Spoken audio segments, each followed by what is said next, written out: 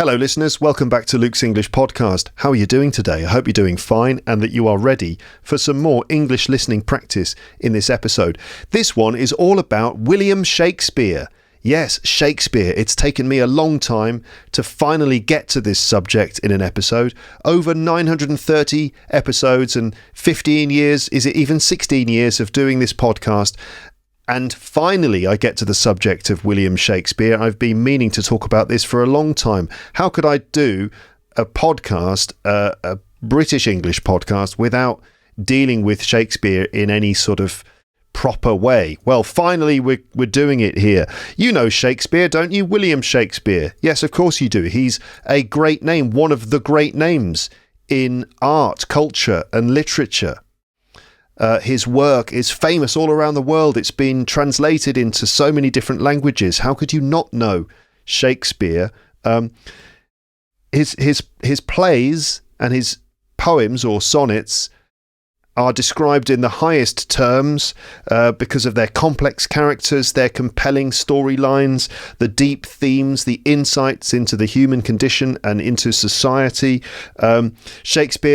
Shakespeare's work has had a lasting impact on art, the art of storytelling, theatre, acting, literature, and the spoken word. And of course, Shakespeare has had a lasting influence on the English language that we use today. So many phrases, idioms, expressions that we commonly use in English these days were first introduced into the language through the texts of Shakespeare's plays. And, so Shakespeare is a huge figure in life, culture, and language. And so finally, it's great to be talking about it. This episode coincides, in fact, with Shakespeare's birthday, which is the 23rd of April.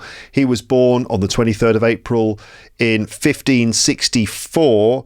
That is 461 years ago. So why not commemorate 461 years since Shakespeare was born with this episode? Now, there are loads of things I could do and loads of episodes I would like to do about Shakespeare, different ways that we could focus on Shakespeare. One of them would be teaching you expressions, phrases, idioms that came from Shakespeare's work, and I'm planning to do that. I've got episodes in the pipeline about those things, teaching you expressions from Shakespeare.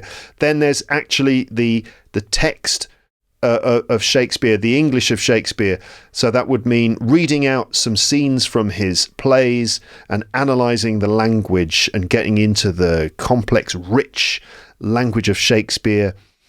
And those are two things I would definitely like to do. But as a starting point with this episode, I thought it would be a good idea just to have a conversation about the subject, and who better to talk to about William Shakespeare than my mum and dad, my parents. They are both Shakespeare fans, they're Shakespeare enthusiasts. The question that we are dealing with here is not to be or not to be, although we do talk about that a bit, but the question is, what is so great about Shakespeare? That is the question in this case. So without any further ado, let's get into the conversation. Oh, one thing, there is a PDF for this episode with an episode transcript and some other stuff on it that you can use to help you learn English from the episode. You'll find a link in the description. But yes, without any further ado, let's get into this conversation with my mum and dad about William Shakespeare. And here we go. So, hello, you two. How are you doing today? Hello, Luke. Fine, thank you. How are you? I'm very well, thanks. I'm looking forward to this. Yeah, good. Because it's been ages that I've wanted to do an episode about Shakespeare. And I thought, will I do it on my own? Will I have a certain guest? Who shall I talk to about it? I think you're both the best people to talk to on the subject. So are you up for this? Are you up for it? Oh, absolutely. We live just down the road from where Shakespeare was born, remember? And we both studied Shakespeare in the past. And he is a phenomenon, or was. Well, still is. Still is, was, and will be. Exactly. Probably. Is, was, and will forever be. So how much do you know about Shakespeare? I mean, there's no end to how much you can research the subject and study his work and stuff. Let me just move my camera. There's no end to how much you can study his work, and there are experts out there and stuff. How about you two? To what extent do you know about Shakespeare? Well, the Shakespeare the man, there's relatively little known about him. It comes from some very obscure records, letters, and things like that, and you can work out, quite a lot about his life, which was quite interesting. We know where he lived. We know who his father was. We know how many children he had. We know who he married. We know where he went to school. We know a fair amount about him, really. And then he went off to London and made his name. He was the son of a glove maker, and he got Anne Hathaway, one of his neighbours, pregnant. She was 8 years older than him, so he got married at the age of 18, kind of shotgun wedding. And then he had 3 children with her. And people speculate quite a lot about his life. Why did he rush off to London? There's a story that he was facing charges in the magistrate's court for poaching deer at the nearby estate. But there's no evidence for that, apart from a few little clues in what he wrote about the lord of the manor there, making disparaging remarks about him. So people have sort of thought that might be the case. Anyway, in London, there isn't all that much info, but he had an incredible rise to fame as a playwright and a poet and an actor. He helped to form an acting troupe called the Lord Chamberlain's Men. And later on, he and some of the other actors actually built their own theatre called the Globe Theatre. And he wrote 39 plays, which is a hell of a lot. Imagine him sitting in the dark with his candle and his quill pen. And I think 150 odd sonnets, which are very compact poems, and some long narrative poems, classical style. So he's very, very productive. So we know a bit about him. Mm-hmm. It's his work, though, isn't it, really, that's is the interesting part of this? It is. Yeah. Okay. So, what's so special about his work, then? What's so great about Shakespeare? Well, Mum? There's one quote which I remembered that I'd written down by the Peter Sellers, the director, not the actor, theatre and film director, American. And he said, "The things in your life you don't have the words for, this guy has the words," which I think is quite good. The things in your life you don't have the words for, this guy has the words. Yeah. He understood the human condition just, like no one else really, didn't he? Yes. Obviously, there have been millions, hundreds of thousands of books written about Shakespeare, and people have pored over it. But the main point is that his characters are incredibly well drawn, and they expose their dilemmas and their anxieties and their problems. He has some big themes about love, about mortality, and he set the plays in exotic places, war and power, and they are incredibly action-packed. Every scene has a drama in it. But you say he set his plays in exotic places, but he didn't really, because he would say this play was in Verona, but the way where the play people were was in an English place. Everything was English. He just said it was Verona. He didn't bring the Italian city into the play at all. No, it must have, helped to get the audiences in to say it's Two Gentlemen of Verona, or it's the Merchant of Venice, or, we are in Illyria, which is actually Albania. And he'd never been to these places. So as Jill says, they were just kind of portrayed as being a bit like the Forest of Arden in the middle of England. Yeah, places really matter. Yeah, despite these far-flung locations, there were never that many overt references to the locations they were supposed to be set in. It's just a dramatic, a romantic kind of exotic backdrop. But then, the actual details could be anywhere. It's probably just somewhere in England. Yeah. Yeah, absolutely. Okay, so it touches on all these huge themes central to the human condition, as you said, love and grief and mortality and power and war and politics and Guilt. jealousy and guilt and shame, and just name an emotion or name one of those things, and there's a play that deals with it. Okay. So is it that then? Is that the main thing, that it seems to describe the human condition, and his work draws these characters in such, with so much dimension to them? I'd say so, yeah. Okay. I think they're great stories. I mean, they are really great stories. Are they? With fantastic characters in them. Yes. And a lot of them were drawn from previous works. I mean, he adapted quite a few established tales, like King Lear, which is set somewhere mysteriously in the past, in the Dark Ages, was based on an earlier story, which is much, much simpler. But this one is developed fantastically well. And the plays tend to be grouped. People, talk about the comedies, and then the tragedies, and then the Roman plays, and the tragicomedies and things like that. Obviously, he wrote them. He didn't write them in blocks.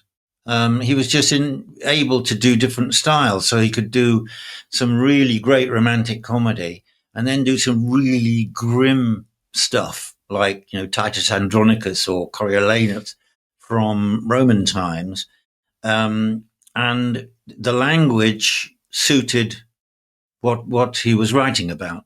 So sometimes the language is in poetry nearly all the way through the play, iambic, pentameter, 5 beats to the line, and it gives it a kind of style of class of the kings tend to speak in iambic pentameter.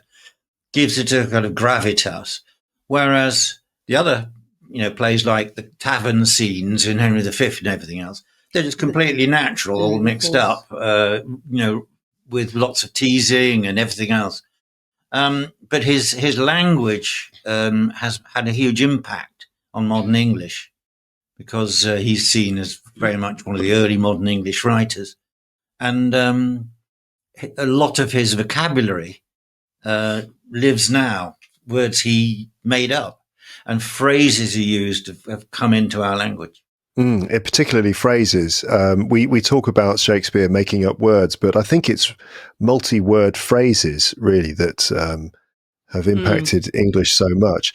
And because we have lots of idioms, lots of idiomatic expressions in English. I've got dictionaries full of them, and but the best ones, the best idioms, can be found in Shakespeare's plays. And I say they're the best ones because they carry just a certain bit of class to them. Some idioms, you kind of feel like, it's a bit informal.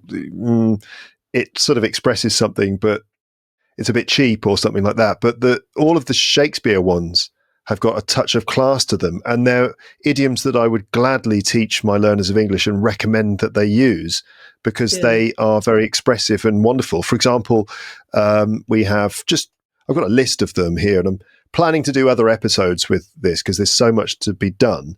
I think our conversation can just be what's great about Shakespeare, and maybe talk about one or two of his plays, Hamlet probably. But then there are other things I can do, which I'd like to do, including go through loads of the idioms from his plays, and also maybe explore some of the text from one of his plays as well, and break it down, read it out and break it down and explain it and look at it and stuff. But anyway, we've got things like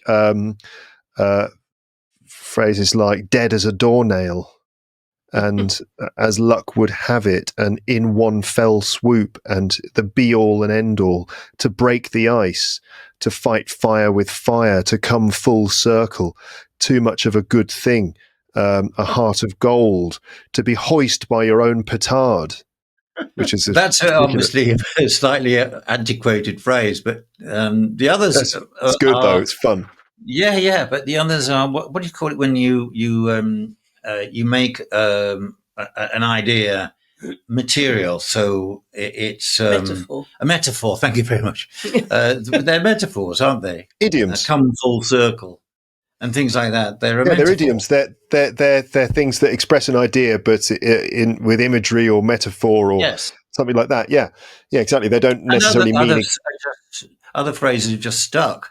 In I think it's The Tempest. Into thin air. Something's disappeared. It's gone into thin air. I mean, the notion of thin air wouldn't come to you, but Shakespeare has made it go into thin air, and it's now a very widely used expression. Yeah, where did he go? He just vanished into thin air. Yeah, exactly. Yeah, that's right.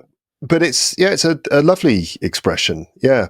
So yes, Shakespeare's work has added so many dimensions and colours to the English language in terms of its vocabulary, and has informed English. And we've just, maybe more phrases have come from Shakespeare than from any other work that you can think of, except maybe like the first English translation of the King James Bible, which also brought, kind of introduced lots of English into common parlance. But except for the Bible, it's Shakespeare's work where so many lovely expressions have come from. Yes.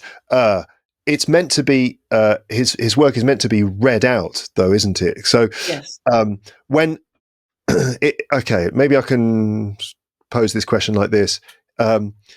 His work is challenging, though, isn't it? It's difficult. Like people might think, right, I better read some Shakespeare because everyone says it's brilliant. So I'll pick up Romeo and Juliet. It'll be a nice romance. I'll enjoy that. And then they start reading it, and it's really impenetrable and difficult to understand. Yes. So what would you say? They were written as plays, and you have to experience them as plays, and they don't come to life until you do that. You have to see the people on the stage acting it out, and then they come to life. Just reading it is can be tedious, I think. Definitely. But even going to the theatre and watching actors interpret the work, I mean, both of you brought James and me to the Royal Shakespeare Company lots of times to see Shakespeare, which was great. And I've seen quite a few of the plays. But when I was 14, sitting and watching almost any of the plays, I rarely understood what really was going on. And there were large, some of the plays are hours and hours long. And I might sit there for an hour just going, I've got no idea what's happening here. And then someone has a fight and someone gets killed, and that's exciting. But I don't know really why they were killed or even who they were. It's kind of, I remember being very confused by Shakespeare, and I think I still probably am. So, how much work do you have to do in order to really be able to understand it? It's not that accessible. But I mean, there are plays I watch and I think, what? It's like at the beginning of Henry V. There's long speeches about who inherits the crown, and what's the phrase that they use all the time? The Salic laws. That's right. All these people pontificating about the Salic laws, and you think, oh, just get on with it. So there are definitely bits like that in all the plays. It's difficult because at the time people would have understood this debate about the succession, and Shakespeare was bending over backwards to basically say that the Henrys were legit. And so we have to go through that lot to set the scene before we have Agincourt and all the action. Except that that's another interesting thing. There isn't any action really in Shakespeare. There are fights between individuals, but all of the history plays where there are wars and things, you very rarely have a fight scene or a battle scene. It all happens off stage, and then someone comes on and reports what's happened. Yeah. So one of my favourites is Macbeth, which you took us to see once, and also we studied it a little bit at school. And there's a couple of pretty good film versions of it as well. Yeah. And the beginning of Macbeth is a good example of this. That there's no actual, no direct action because there's a war. Or a battle, at least, at the beginning of the play. It happens off stage. And it happens off stage, and one of the characters comes on and describes what Hamlet, not Hamlet, what Macbeth was doing in the battle, and it's sort of quite a good description of the character before you meet him, talking about how he was wielding his sword and killing people in really grotesque ways. What a brilliant fighter and warrior he was. And so that's reported by someone who kind of has come from the battle. And Well, it's obvious they couldn't stage these things. Remember they were all done in daylight. They didn't have any floodlights on the Globe Theatre. They did everything in daylight, and that's why in a lot of scenes where it's actually night, the actors tell you it's night. They come on and say, oh, I hear the owl and, darkling stars. So they're telling the audience it's nighttime, okay? And it's the same with all these scenes that they can't do on stage. In Hamlet, we'll come to in a minute, Hamlet's girlfriend, Ophelia, drowns in the river. Well, I mean, I don't think they could do drowning in the river on stage. So basically, it's a reported description of it, which is actually beautifully written. It's brilliant. It's Gertrude who comes in and says what she's seen. It's quite funny in some respects because she comes on and she tells Hamlet that she's just seen his girlfriend, for want of a better word, drowning herself, and she describes it all beautifully. And she went out onto a branch and it broke, and she went in the river and she floated. And you feel like saying, well, what were you doing? Just standing there watching her. Why didn't you save her? So you can, it can be funny in some ways, but it's a beautiful description of someone dying, drowning. Yeah. Yeah, she just stood there for half an hour. Observing, probably taking notes. Exactly, thinking, I must remember the way that the sun was reflected off these leaves. Yeah. Anyway, the main point is, of course, that you always got to remember that this was staged in front of a big audience. The not only all the people sitting around in this theatre and around, but also on the groundlings, the poorer seats, if you like, but there weren't any seats. So for your 4-hour plays, they were standing there all the time. In front of the stage, quite close to the actors. So there was only a limited amount of things they could actually do on stage. So it means that quite a lot of it is reported off stage. In the play The Winter's Tale, there's a marvelous stage direction, famous stage direction. Exit pursued by a bear. Right. So he has to run off, and they've obviously got some kind of bear skin thing. So it races after him across the stage. Exit pursued by a bear. Great. Yeah, that's a famous one. Yeah. Okay. So do you have particular favourite plays? Loads of them. I mean, one thing about Shakespeare is even though he was writing all those hundreds of years ago, he's very modern in lots of ways. And there's one of my particular favourites is Measure for Measure, which is about the corruption of authority and politics, which is very appropriate for today. This guy, Antonio, who takes over the running of the country. It's in Austria. Is it? It doesn't really matter where it is. He takes over the running of the country, or he's given the job of doing it. And he is well known for being... I'm hopeless at remembering quotes, but they say that his blood is like ice, and I can't remember, but he's very upright, very prudish, and intolerant of others, poses as being very devout. That's it. And of course, he and there's one of the other characters is a young nun who's come to beg for the life of her brother, who's being put to death by this regime. And she comes, and this guy, the moment he sees her, of course, he just falls for her. And so, of course, he ends up propositioning her, saying, if you sleep with me, basically, I'll let your brother go.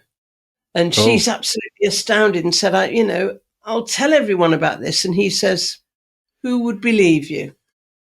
And it's like Me Too. It's all these men in power who've had their way with all these young girls, and say nobody would believe you if you told them. So, it's that sort of thing. I mean, he explores modern. Well, I suppose it's the fact that it's humanity again. It's the sort of thing that human beings have done throughout history. But Measure for Measure is one of mine, and I'm more down market, really. I think I like Twelfth Night, which is one of the comedies. Now, comedies nearly always have a dark side, but they resolve themselves at the end. Now, this is another interesting thing about Shakespeare, because there were these traditional types of play. There was the comedy, the tragedy, and the history. And Shakespeare slightly changes all of them. So he'll have comedies. The definition of a comedy is that the man and the woman get married in the end. They always end with marriages. As in Jane Austen. That's the traditional meaning of a comedy. But Shakespeare always slightly changes them. It's like in Measure for Measure.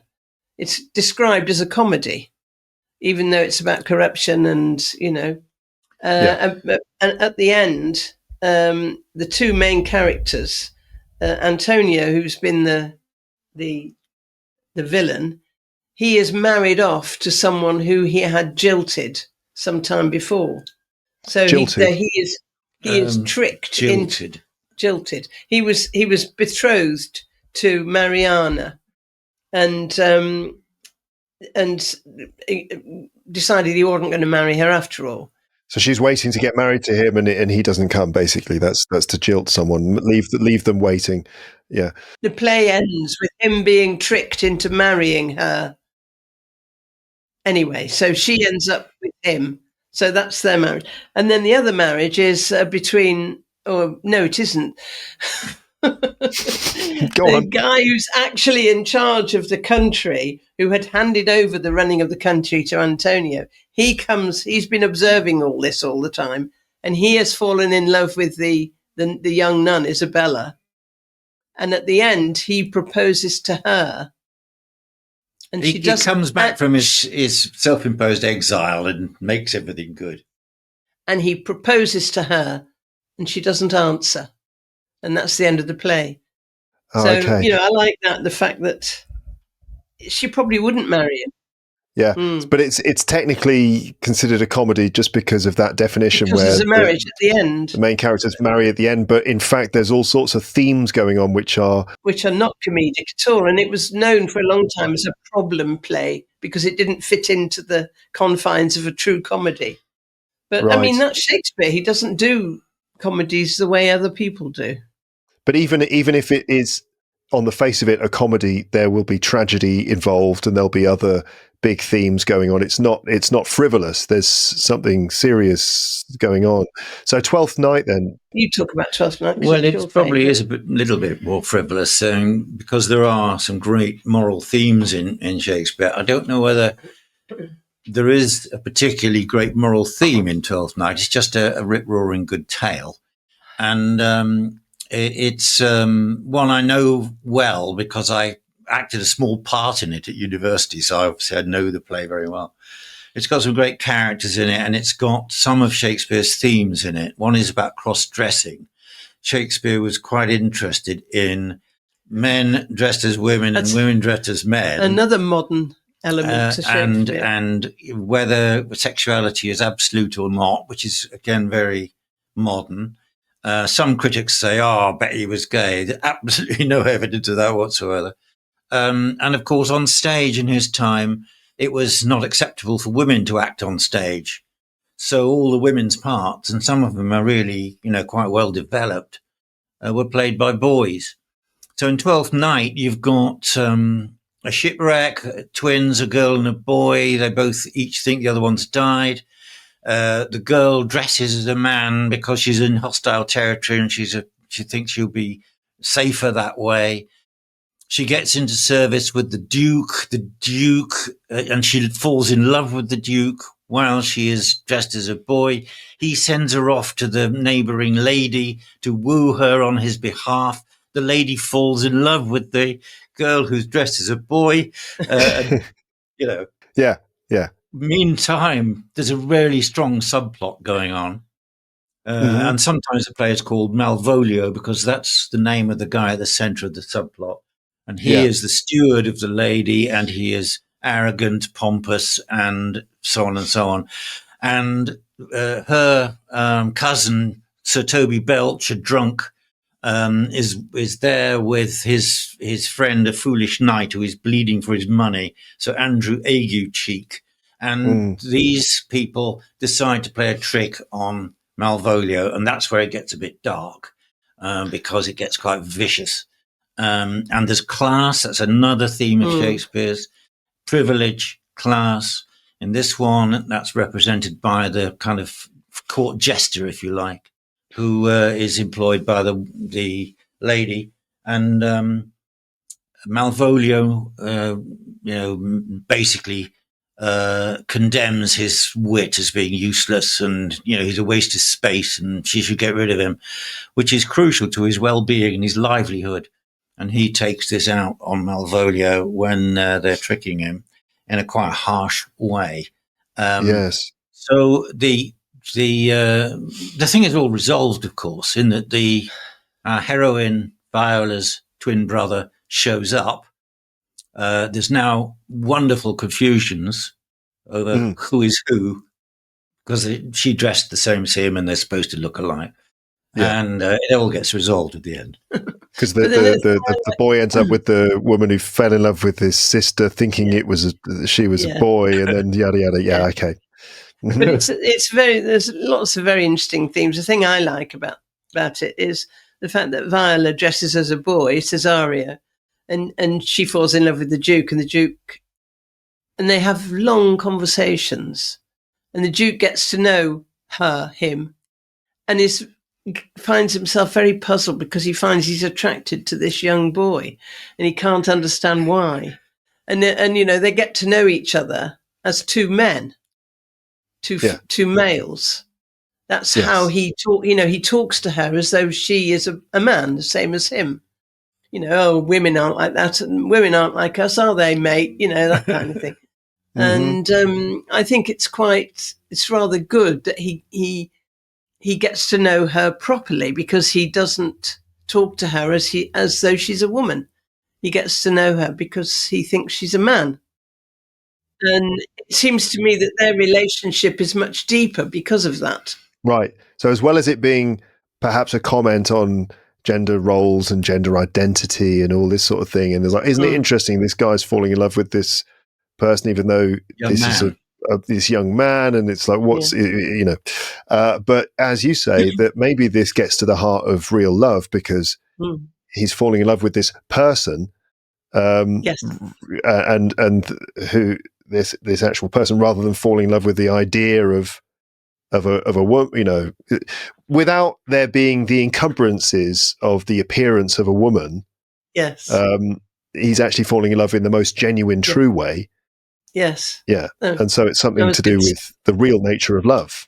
Exactly. Yeah. And one worries for the lady, what's her name? You talk about Olivia. Olivia, who ends up married to Sebastian, who is Viola's brother. And she fell in love with Viola because she thought she was Cesario. So she fell in love with Viola because she thought Viola was a boy. She was attracted to, but then when she meets the brother, who actually is a boy, she ends up with him, but you worry about her because you think, well, she's not falling in love with him. Yeah, she's falling in love with someone who just looks like him. Yeah. Rather than somebody she fell in love with. So it's about appearances and what's underneath the surface, and what real love really means, and loving someone because of their looks versus loving someone because of who they actually are, versus loving someone based on what society sort of allows you to do. The more you look into it, the more there is there. I mean, it's absolutely fascinating. And it's also got a lot of good jokes. Yes, it's also funny. And, we saw it just before Christmas, and it was played like a pantomime. And it was very funny, but you can play it really dark and really sad, and it still works, Incredible. Yeah. So that's Twelfth Night. Twelfth Night, that one. Okay. Shall we talk about Hamlet then? Because we said before that we could talk about it. So Hamlet is perhaps the most famous one, along with a couple of others, like Romeo and Juliet is obviously a very famous one as well. But Hamlet is probably the most famous one, and it's got famous scenes in it and famous quotes and so on. All right then. So why does everyone say Hamlet's so brilliant? What's so great about Hamlet? Easy questions for you on the podcast today. Hamlet is the one that most directly gets to the heart of what it is to be a human being, in the body of Hamlet, because he goes through all these. I mean, it's ostensibly a revenge tragedy, and at the time Shakespeare was writing, the revenge tragedies were all the rage. And they were all terribly bloody, that somebody was having to take, a son was having to take revenge for something that had happened to his father, say. And he would go at it and he would kill everybody and, do all the swashbuckling stuff. And the stage would be covered in blood. And ostensibly, that's what Hamlet is. But it doesn't turn out like that because Hamlet is too thoughtful. He can't just say, okay, I'm going to revenge my father and I'm going to go and kill Claudius, because he thinks about it too much. Shall I try and summarize the plot? Go ahead. I mean, some of your listeners might not know what the story's about. It's a very complicated plot, so I'll try and do it very briefly. Good luck. We're in Denmark and in Elsinore Castle. And one of Shakespeare's co-actors had been there on a tour. Richard Burbage. And he came back with, among other things, a document which has some of the names in the document that he used in the play. Anyway, the King of Denmark is called Hamlet as well. So Hamlet is his son. There's a Hamlet Senior and a Hamlet Junior. But basically, Hamlet Senior, the king, has died while his son Hamlet has been away at university. And Hamlet comes back and to discover that his father's brother, called Claudius, has become the king and married his mother. That was quick. Which upsets him quite a lot. And as he says, it's bad enough having the crown. I mean, as the son of the king, he should have become the king. But he didn't. And it's bad enough with that happening and also the Claudius marrying his mum. So he's not happy. And then the ghost of his father appears to him, but also seen by others. So it's not in his imagination. And the ghost is dressed in armor and everything else. And he tells Hamlet that his brother murdered him by pouring poison in his ear when he was asleep in the garden, and that he wants revenge. Okay? So you would think Hamlet might get his sword out and go rushing off and kill his uncle, but he doesn't.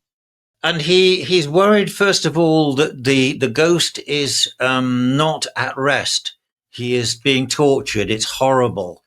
We don't have any detail, but the ghost tells you what a horrible existence he's having as a ghost who can't go to rest. And he's first of all, he's worried about what happens after you die. Do you go into some kind of horrible purgatory? So he's worried about that. He's worried that seeing a ghost isn't good enough evidence. What if the ghost is a demon and it's not true, So he has doubts about this, doubts about that. The main doubt is that he knows that if he kills the king, he himself will be killed by the king's people. Yeah. Okay. So it's death. It's staring death in the face. So he knows that it'll be his own death. Yeah. And that's this famous speech: that's to be alive or not to be. Yeah. If he's going to do it, he has to come to terms with whether he's alive or he's not alive. So that's the question. If I go and do this, I will not be anymore. I will die. Yeah. And of course, it is this big theme about mortality, and we don't know what happens, and so on and so on. The play has twists and turns, which are really fantastic. I mean, really, really good. He decides when the traveling players come, he'll stage a play in front of the king where a duke gets killed by someone pouring poison into his ear in the garden, and he'll watch the king to see whether he can confirm his guilt or not. It's not sure.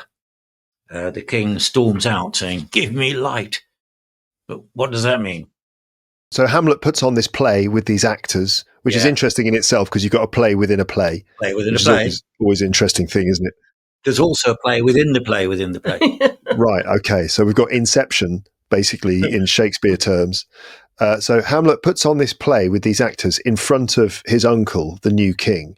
And in the play, he has a scene where someone murders another person by pouring poison in their ear. And Hamlet's kind of like watching his uncle throughout the play to see how his uncle reacts in order to see if maybe if he can't handle it, or if he reacts in a certain way, it might confirm that he did it.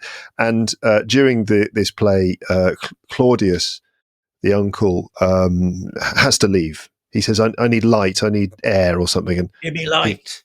Give me light. So he has to leave the theatre. Yeah, he storms out. Not before Gertrude, Hamlet's mother, who's now married to Claudius, when the play is being enacted in the play, and the wife of the Duke is saying, "I will never marry again. There's only one man in the world for me, and that's you," and all that kind of thing. Mm-hmm. She says, "The lady doth protest too much, methinks," which shows how shallow she is. Okay, so she doesn't believe that this woman in the play could really be, let's say, committed to only one man. So committed, that's right. She just doesn't believe it, which again reveals that she perhaps was a bit, as you say, shallow and not the most loyal. Yeah, very revealing. Yeah. Meantime, Hamlet decides that he's going to pretend to be going mad. Yeah. In the court, as you do, as a way of finding out what happened. Not a very good plot line, but he says, "I shall put on an antic disposition," which means, and he does. He acts in a very bizarre way. Some people think he is going. I mean, he's disturbed. Whether he's actually gone mad or not is an open question. Depends how it's played.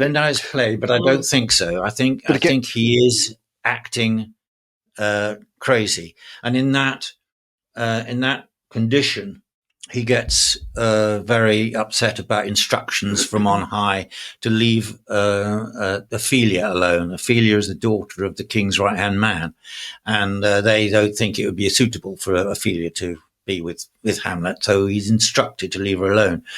This does disturb him a lot, and Ophelia does go mad. It disturbs Ophelia a lot more of being cut off by Hamlet, her much beloved boyfriend. And then she spends half an hour drowning herself in the river while someone else watches, shocked. It's Gertrude. Shocked, but Gertrude watches, shocked, and writes everything down in a notebook beautifully. And of course, there are other lines which are what in Shakespeare, quite a lot of the main characters have in the play something that's called a foil. A foil is someone in a similar position who acts differently. Yeah. So in this one, Hamlet thinks the king is listening in on him behind the curtains called the arras. Okay. And there's a noise. He's talking to his mother, and there's a noise behind the curtains, and he pulls out his dagger and he stabs through the curtain thinking he's stabbing the king, finally getting it done. I'm finally doing it. Yeah. But it isn't. It's his right-hand man, Polonius, who is Ophelia's father. Oops. Okay. So he's killed Polonius by mistake. He's killed his girlfriend's dad by mistake, which is never a good thing. Which is not a good thing, and it leads to her killing herself. Anyway, she has got a brother, Laertes, and he is Hamlet's foil. So Hamlet's father has been murdered by Hamlet. He can't come, to bring himself to kill Claudius. The son of Polonius hears about his death, killed by Hamlet. And he comes storming into the castle with a few other people, sword raised, and he's going to, kill the king. Claudius, kill the king. Who's killed my father? Blah, blah, blah. And he has to be talked down, but Claudius cunningly says, I'll give you a chance. We'll have a fencing match with Hamlet, and I shall poison your sword, and then you'll have it. The thing about Laertes, though, being Hamlet's foil, as you say, someone who's in a similar position but acts differently, which kind of, again, sheds light on Hamlet, because it kind of reveals, it emphasizes the way he's acting. But it's that Laertes comes storming in, and he's very decisive. He's just made up his mind, and he has to be stopped. He's the archetypal revenge tragedy hero. He takes revenge without thinking about it. Yeah. It's everything's very clear. There's no second guessing himself, no overthinking it. Whereas Hamlet's doing the opposite. He's overthinking everything completely. Yeah. And okay. So Laertes wants to kill Hamlet, but Claudius says, "Let's make this fair. We'll do it as a fencing match." But then he says to Laertes, "But I'll make sure you win because I'll put poison on your sword, so don't worry, but we'll make it look kind of fair." Okay. And then at the end, there's a sort of fight scene, isn't there, at the end, sort of? A fencing match at the end, yeah, dramatic. And, of course, the swords get switched. Yeah, but you shouldn't spoil the ending, should you? Or should you? I don't know. Spoiler alert. Can you do a spoiler alert for There's a lot of bodies on the stage at the end? It's nearly 400 years old, this play, so surely everyone knows, but I don't know. And there's a poison cup involved. Yeah, a poison drink. A lot of people die, basically. How many bodies are on the stage? Oh, I don't know, about 8. Yeah. Everyone dies. I mean, it's kind of it's a bit ridiculous. It's like someone gets stabbed with a poisoned sword, they die. Another person comes in and goes, "Oh my God, what's happened?" And they pick up the sword and sort of accidentally cut their finger on it. They die, and then then a rat comes in and licks part of the sword, and then they die. And then anyone who steps into the room accidentally trips over and falls on the sword, and they die. Yeah. Anyway, it's a fantastic finish. It's a great finish to the play, a dramatic finish. The real finish is when the king, is it the King of Norway? Fortinbras. It's the Prince of Norway. The Prince of Norway comes on the stage and says, "Right, they've all destroyed themselves. I'm taking over Denmark." Basically, he does. Okay. Because something is so rotten in the state of Denmark, I quote. But the image of Hamlet that people will probably remember is him studying a skull. Right, that image of Hamlet studying the skull. Yeah, that comes kind of 2/3 of the way through the play, where Claudius has managed to get rid of him by sending him to England on a ship with Rosencrantz and Guildenstern. With Rosencrantz and Guildenstern, her former college mates who are basically working for the king. He discovers that they're carrying a letter that says when he gets to England he should be killed. So he arranges for them to meet the same fate.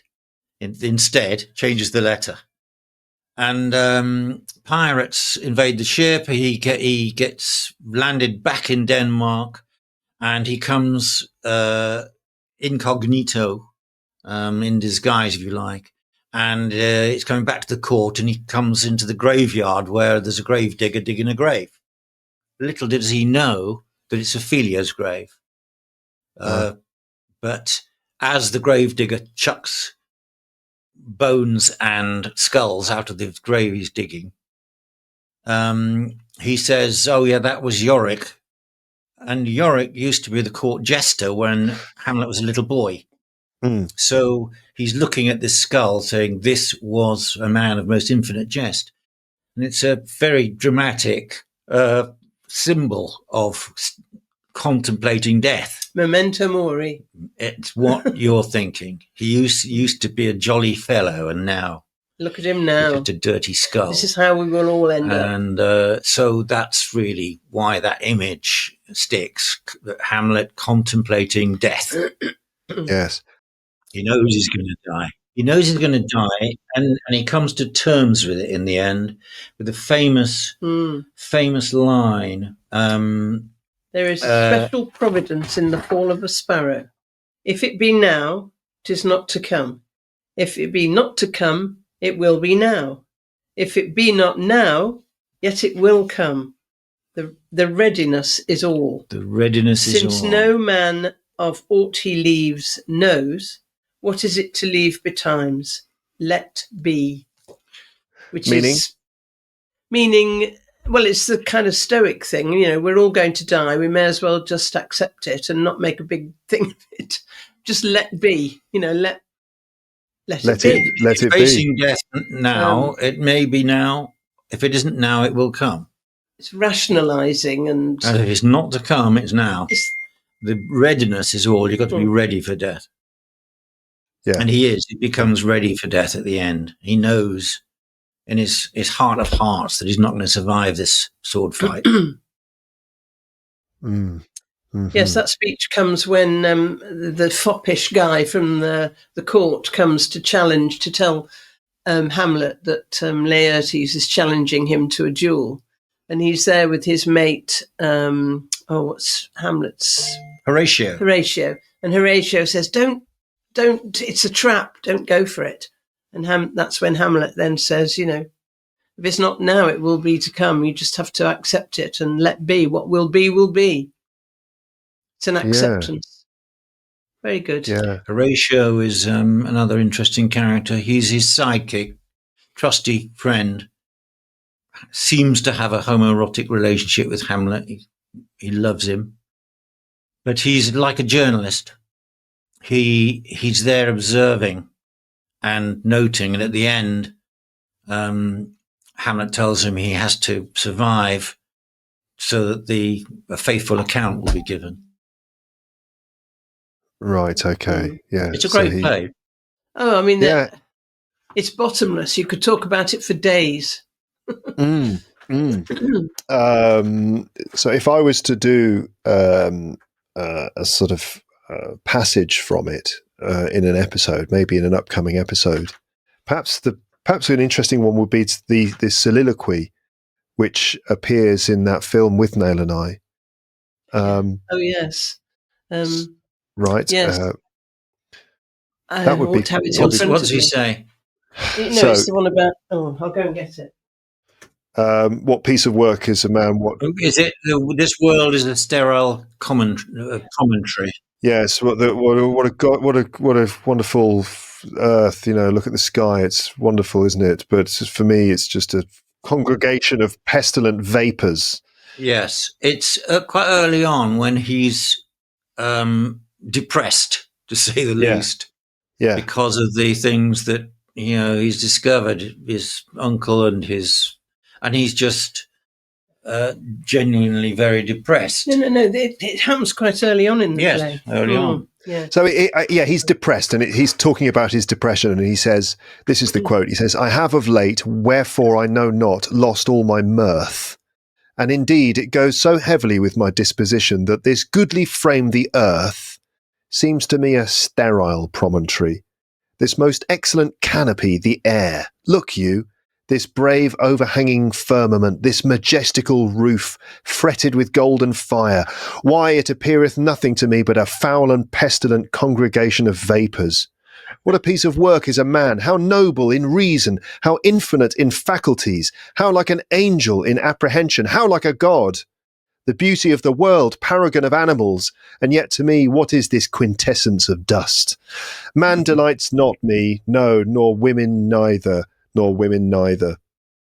So that's quite a good one, and it does appear in that film, which I did an episode on a few years ago with James. Yes, I think it's a really brilliant piece. It's a brilliant description of depression, isn't it? It's when his former students have been brought to court by Claudius to find out what's wrong with him.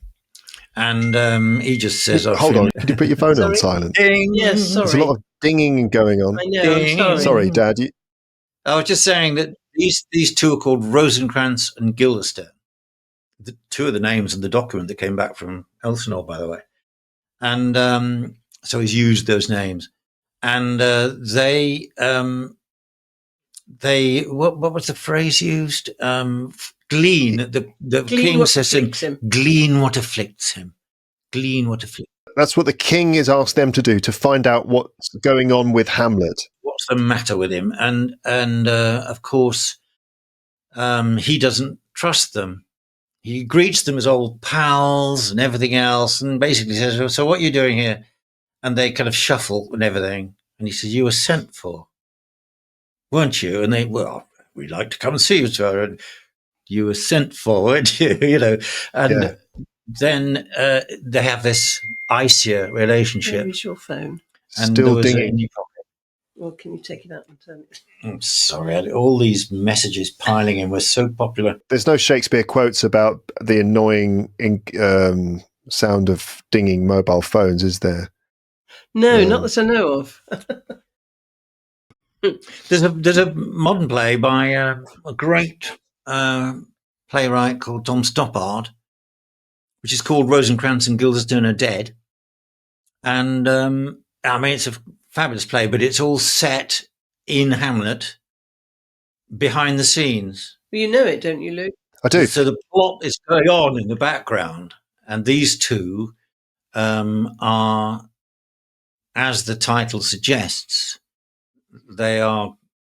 It is a line in the play when the king discovers that Hamlet hasn't been killed in England and Rosencrantz and Guildenstern have instead. So it's reported back, Rosencrantz and Guildenstern are dead. So the title of this play is that line.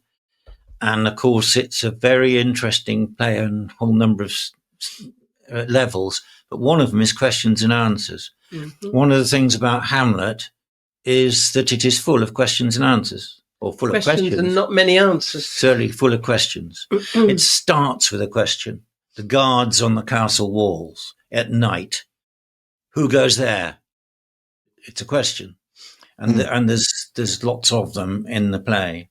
Yeah. Rosencrantz and Guildenstern Are Dead, which is that modern play that you just mentioned. There's a really good film version of it. It was filmed. Tim Roth and Gary Oldman. Tim Roth and Gary Oldman playing the two characters, two great actors. And yeah, it's brilliant. The all of the dialogue is excellent, and it's really good. Yeah. There's a nice scene where they're playing real tennis. This is the original type of tennis on a real tennis court interior. Yeah. They play a game where they have to ask questions. So the first one who breaks down loses a point. So it goes right to, is it my serve? Why are you asking? That kind of thing, that you have to answer with a question. It's really it's a fun game. It's a fun game where you do kind of question tennis, where someone says, how are you doing today? Well, wouldn't you like to know? Yes. Why are you asking? What's wrong with me asking in the first place? Well, how many times are you going to ask me that? And you keep going and going. Yeah, it's quite a good challenge where you have to keep asking meaningful questions in response. Okay. All right, good. You're going to go and see Hamlet, aren't you, soon at the Royal Shakespeare Theatre, Royal Shakespeare Theatre in Stratford. Yeah. Okay. Well, I hope it'll be a good one. Well, we've seen loads of different Hamlets, and each one is different. Yeah, I remember we saw Hamlet at the Royal Shakespeare Theatre with Kenneth Branagh in the role of Hamlet. Yes, that was a real endurance test, wasn't it? Because he did the full text. Because the full text is very rarely done because it runs to about 4 hours long. 4 a bit. And he decided he would do the whole lot. So you and James were dragged along to this 4 hour long Hamlet. It's all right though. I only have good memories of that, really. I mean, it's obviously nice being in the theatre and stuff, and it's always good to see. And Kenneth Branagh, top level stuff, right? But I do remember some of those plays being, as you say, a bit of an endurance test. I was going to mention film versions of these plays because it might be difficult for people to go out to the theatre and see Shakespeare in English, and it might be easier to watch film versions. Are there any particularly good feature films of Shakespeare plays? Loads of them. I mean, talking of Hamlet, there's the most famous one, I think, is the Laurence Olivier one, which was done in the 30s. It's very old-fashioned. 19. Yes. It's in black and white, and it's very cut. It's very short. And then there's Kenneth Branagh's one, of course, which is on film. There's a Mel Gibson one. Mel Gibson? Yeah, it wasn't bad. Really? Gosh, there's loads of them. I can't think of any at the moment. There's those versions of Hamlet. There's also the Kenneth Branagh one from the 90s with Kate Winslet and lots of other great actors. The Laurence Olivier one, as you said, the old one. Mel Gibson's one, right? Yeah. But then there are other plays as well, other Shakespeare plays on film, including several versions of Macbeth, which are not bad. I mean, I've only ever seen the Roman Polanski Macbeth. I think it was done in the 70s, and there's quite a lot of... It's quite horrific, as Macbeth should be. But that's the interesting thing, because when it's done on film, they tend to be much more explicit with the battle scenes and all that kind of thing, which you don't get on the stage. So it's a different experience. John Finch is the actor who plays Macbeth in the Roman Polanski one. It's from 1971. I mean, it's good. It's very atmospheric, and I think I remember the witches being particularly frightening, and the ending is good, because there's a gruesome ending, when Macbeth finally meets his end, and a few special effects and stuff. Birnam Wood comes to Dunsinane. And he's faced with Duff. Macduff, who comes along and sorts him out. Macduff. He says, "I cannot be killed by man of woman born." And Duncan says, "I was ripped untimely from my mother's womb. I wasn't born at all. I'm a cesarean." Yeah. Spoiler alert. So there's Macbeth. There's also a more recent Macbeth with Michael Fassbender. I can't say if it's good, though. I haven't seen it. Yeah, we saw it. You didn't like it. I didn't. I think I rather liked it, but Rick didn't. There are loads of films of Shakespeare. I mean, obviously, Branagh did Henry V, quite famously. And Much Ado About Nothing. Much Ado is in that as well, along with Emma Thompson. And there's obviously the famous Romeo and Juliet, Baz Luhrmann, which was good, I think. Sort of a modern telling of that story. With kind of rival gangs in the US. That was the one with Leo, whatever his name is. Leonardo DiCaprio, Claire Danes. Claire Danes, yeah. Yes, so I hope everyone has enjoyed listening to us, or mainly you, rambling about Shakespeare. Thank you very much. Well, it was very much a ramble, I'm afraid. Well, what can you do? I think, to be honest, if it had been anything else, it probably would have ended up being... Because, with this sort of thing, you could think, right, we should really prepare this in advance. But the more you prepare it, the more boring it becomes, ultimately. It becomes like a lecture. I mean, Exactly. It becomes like a lecture. And there's something, I think, more compelling in a sort of natural conversation that kind of happens spontaneously, especially when there's no real pressure for an episode of this podcast. It's not like you're doing a lecture to the Royal Shakespeare Theatre, or you're doing some sort of big lecture in a public place or something as an expert on Shakespeare. This is really more just a conversation about Shakespeare, and I think it's more a case of, isn't Shakespeare brilliant? Yeah. Than anything else. Yeah. Okay. Incredible. When it comes down to it, that's what else can you say? He's brilliant. I don't know what we could say to people in terms of what they can do next. If, some people who perhaps didn't know much about Shakespeare, or people who knew a bit but not that much, and now they feel like, right, I'd love to see Hamlet or experience this, get into this somehow. What should they do? I mean, I suppose it's some of those film versions will be the most accessible. Yeah, you're quite right. They should watch one or two of the films and see what they think of it. There's another, Richard III. Remember Ian McKellen, Richard III, set in the 1930s. That's a very good version.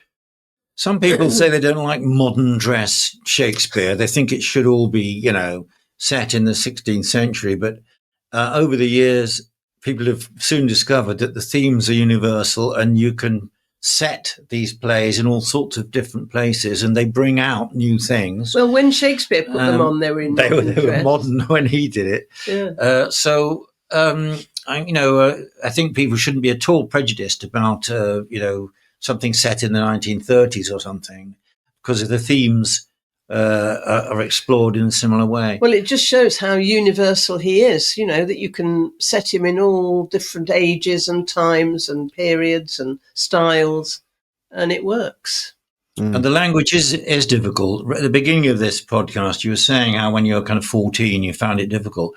You're not alone. I mean, I think kids, when they start studying Shakespeare, are put off by the difficult language, because it's difficult in two reasons. One is this early modern English has got quite a lot of different words in it and expressions, but also Shakespeare's very dense. He does speeches which have layers in them and similes and all sorts of references. So you have to, sometimes you're reading it, go over it again. Have I understood that?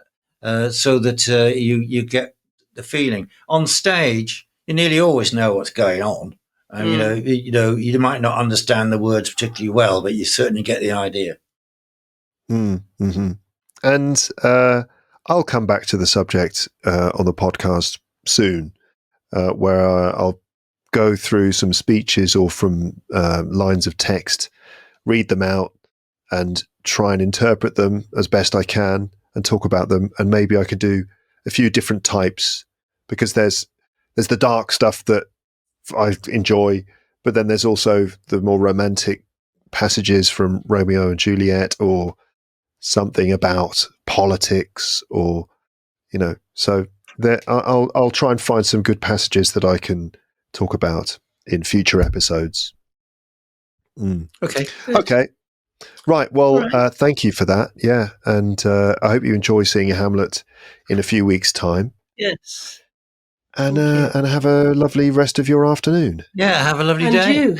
Okay. Okay. Nice to see you. Cheers. Bye. Bye for now. Bye. So that was my mum and dad on the podcast talking about Shakespeare, explaining why Shakespeare's work is so great. And I hope you enjoyed listening to them. It's always nice to hear their voices on the podcast, to get their contributions. So thanks again to both of them. And how was that for you? You can always leave your comments wherever you are listening to this. I'm very curious to know what you think. And of course, many of you listening will be familiar with Shakespeare. You might have studied his work. You might have seen plays, Shakespeare plays performed on stage in the theatre. Or maybe you've read them. Maybe you know a lot about Shakespeare and you have things to comment and share. Or maybe you never really knew much about Shakespeare, and this was a chance for you to kind of understand what all the fuss is about, meaning why everyone talks about Shakespeare and why he's considered to be so great. Hopefully this gave you a sort of a window into what is so great about Shakespeare. But leave your comments in the comments section. Any insights, any comments about the subject, about the episode? Have you ever seen a Shakespeare play on stage? Which one was it? What did you think of it? Have you ever read any Shakespeare? Did you find it difficult to understand? Or did you enjoy the poetic language? What's your favourite Shakespeare play? Have you ever seen a Shakespeare play transformed into a film? Have you ever seen any of the film versions? And what did you think of them? Yes, leave your comments in the comment section. It's always nice to get your responses. Now, I think there is a lot to learn from this episode, not just about the topic, of course, not just for your general knowledge about this subject, but also in terms of the English that you could pick up from this. So much descriptive language when describing the characters, the storylines, also describing the plays, the works of literature, discussing opinions and things like that. It's like so much language that you could pick up from this, lots to learn about the topic, and also English, and not just the basics, like a play. And these are a couple of words I just wrote down that in my experience as a teacher, I've noticed that I would kind of think are quite simple words, really, but that learners of English don't always sort of instantly know them. So you obviously have a film or a movie in the cinema, but a play is what is performed in a theatre on stage, right? So actors performing, for example, Romeo and Juliet, this is a play, and you go and see a play in the theatre, okay, and the play is performed on the stage by actors. There's a script, right? So the actors have to practice reading the script and remembering the lines of the script, and then they have to perform it. I'm always impressed that actors are able to do that, that they can memorize all of those complex lines. I mean, it's very impressive that they can do that.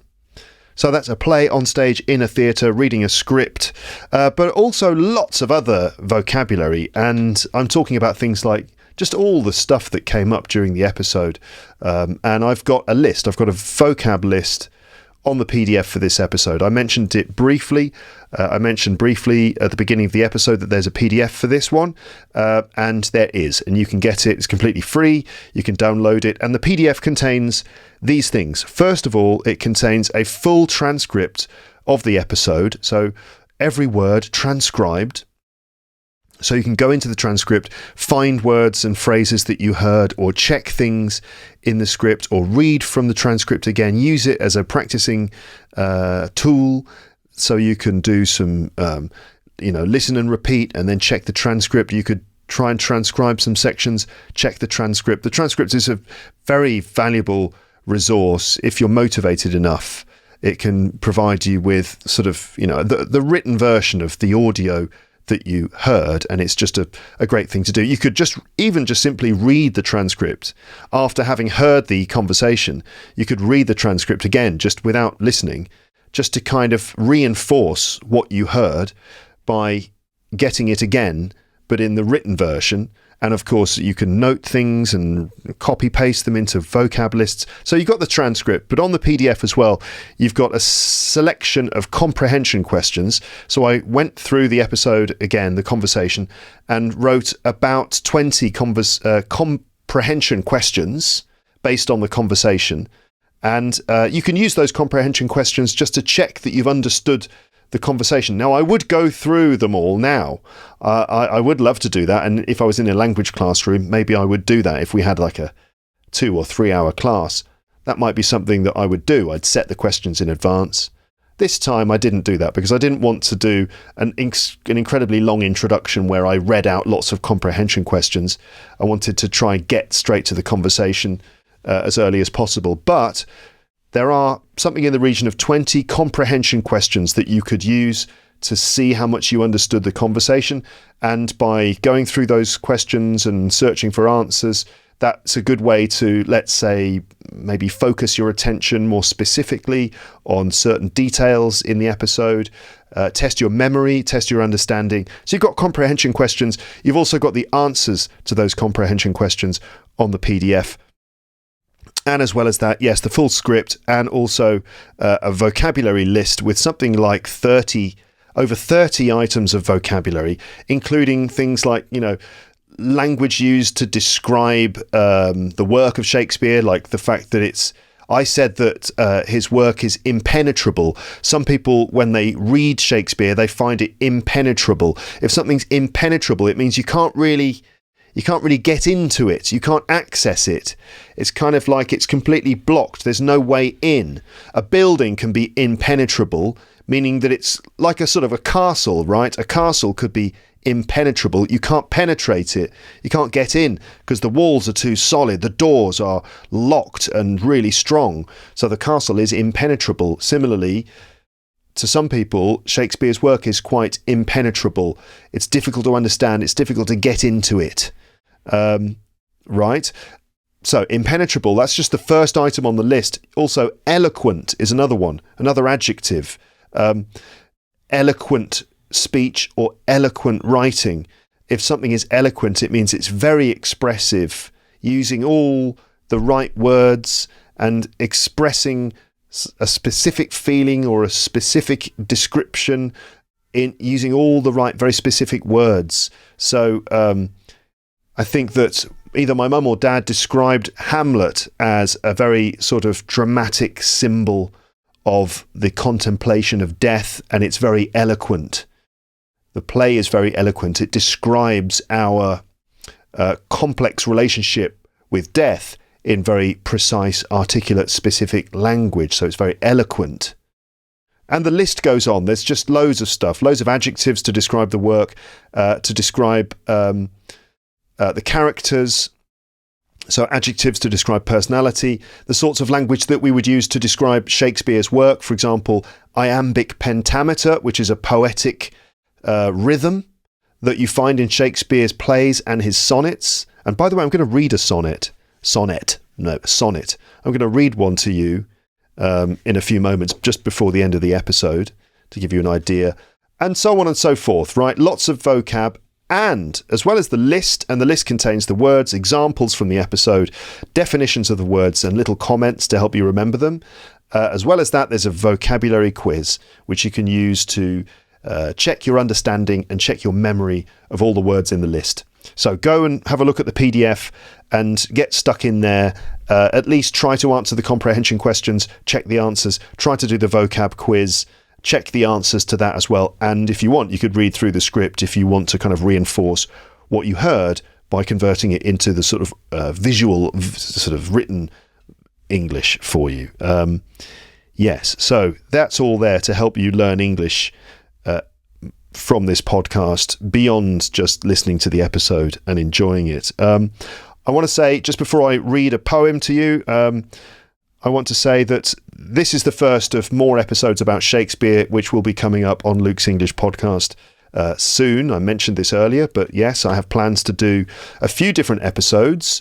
So the plan is that I'm going to have some free episodes and then a few premium episodes as well, because there's a lot to do, a lot to deal with. In terms of free episodes, I'm going to probably do about 2 more free episodes relating to Shakespeare. The first one will be idioms and expressions from Shakespeare. I've got a list of really nice, expressive, lovely sounding natural expressions that we use today. Crucially, that we use them in everyday English today, but they originally came from Shakespeare's work, and they've got that nice sort of touch of class to them, you could say. I mentioned some of them during the episode, but I've got a list, so I'll do like a section of my list. I'll make it a free episode going through some idioms and expressions from Shakespeare, and then I'll do the rest of my list, so other episodes featuring all the other items in the list. They will be premium episodes. But the first one will be free. The others I'll finish my list in premium episodes. And then another free episode relating to Shakespeare will be analysing Shakespeare's English. And the plan there is to look at some scenes from some of his famous plays. At the moment, I'm looking at Hamlet and Romeo and Juliet.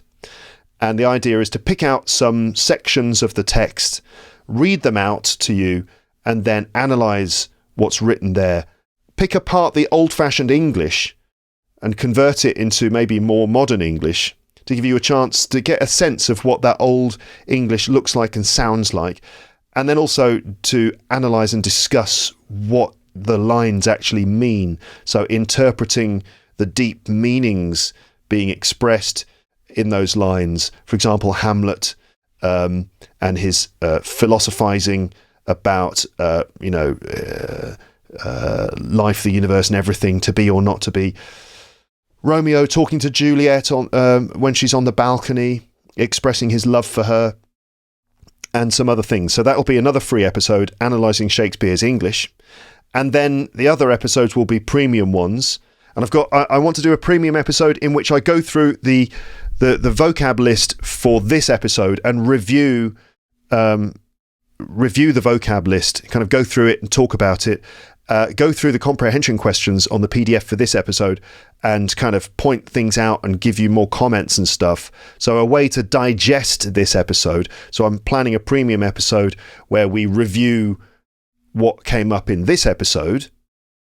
And then, the other premium episodes will be finishing off the idioms and expressions from my big list. I'll be starting that in a free episode. I'll finish it off in premium. Okay, so more Shakespeare stuff coming on the podcast. Not necessarily immediately after this, but over the next few weeks, you will see some more Shakespeare-themed episodes coming up as I attempt to do justice to this important subject and this important aspect of English language and culture, which I think should be dealt with. I think if you're really getting into English, it's worth having, even a basic knowledge of Shakespeare, certainly the expressions that were introduced in his work, and also just a sense of what the lines, the poetry is like in Shakespeare's work, certainly some key scenes from his plays. So that will be coming up. I hope that you will be interested in that. And then finally, right at the end, I said I'd read a sonnet to you.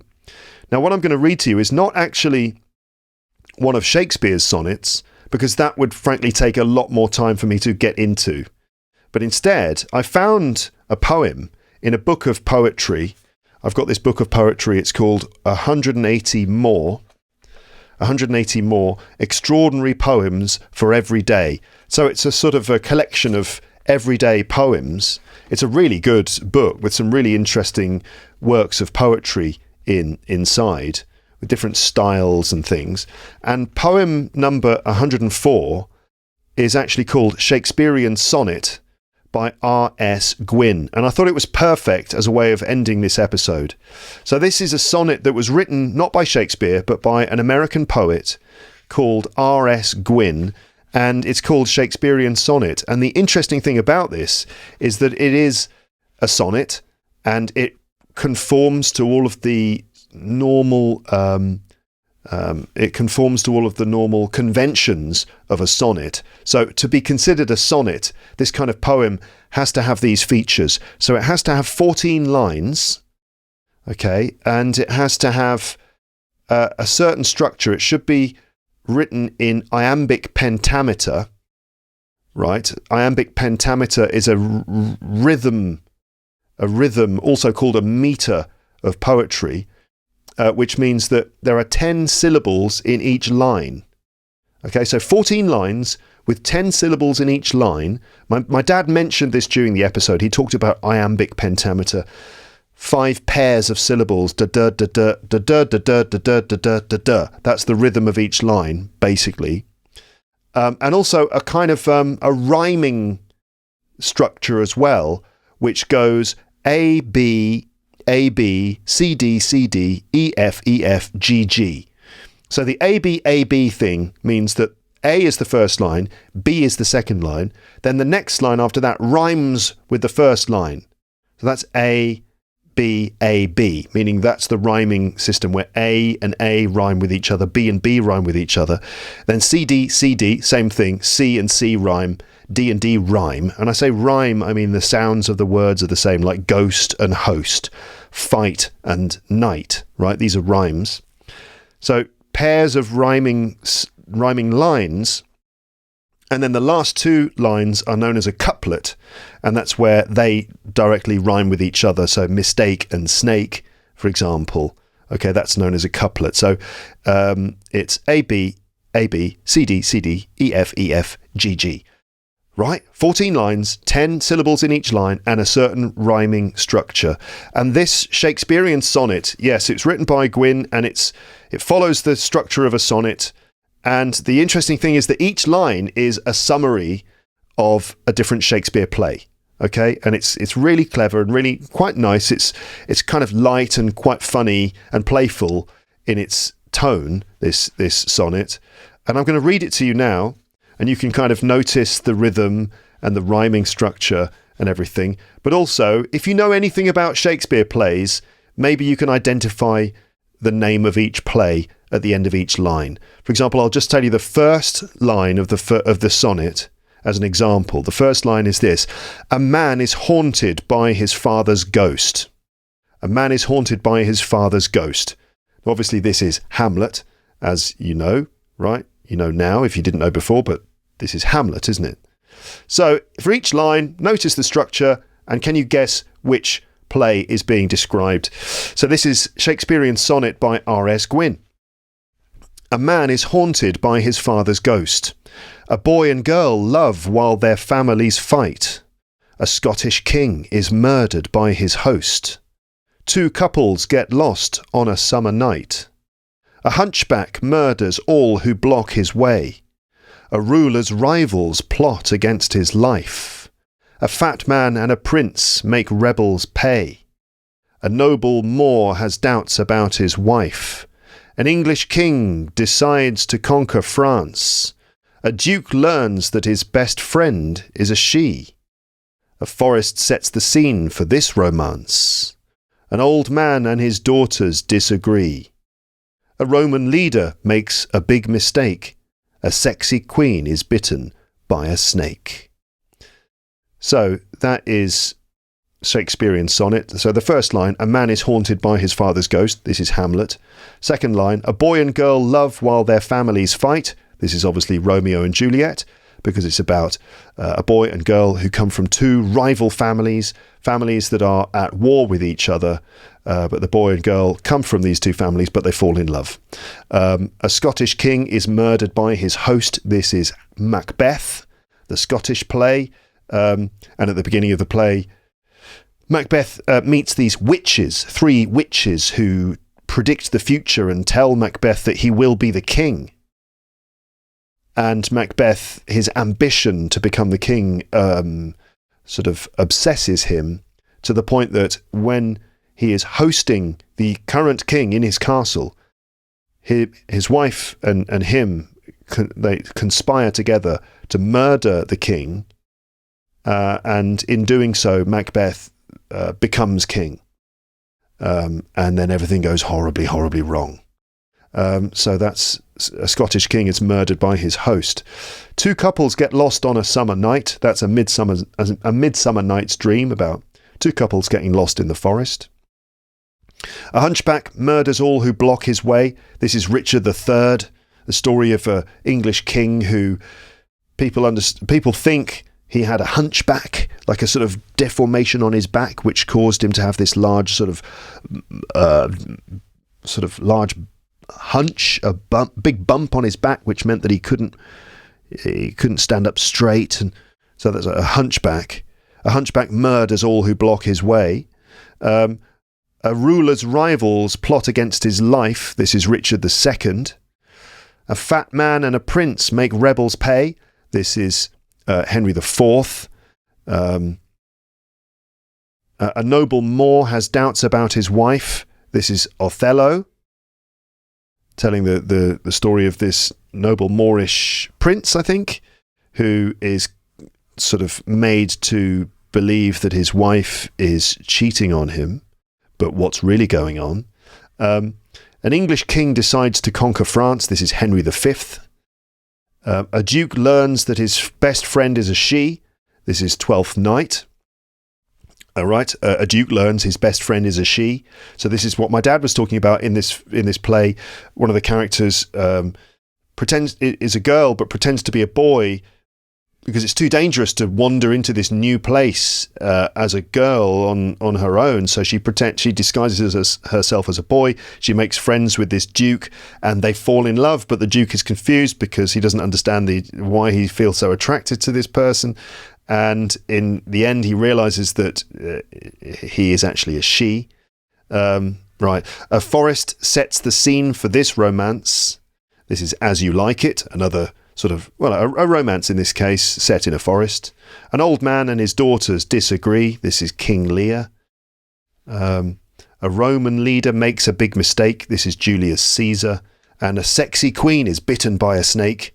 Is Antony and Cleopatra, telling the story of Antony and Cleopatra, of course. So there you go. I thought that would be an interesting way to end the episode. But that's it. So yeah, more Shakespeare stuff coming soon at some point on Luke's English podcast, as well as, more other content that you may be expecting, the usual stuff. I'll let you discover it when it arrives. Thank you for listening. And yes, leave your comments. And that's all for this episode. Lovely to talk to you, speak to you in the next part. But for now, it's just time to say goodbye. Bye. Bye. Bye. Bye.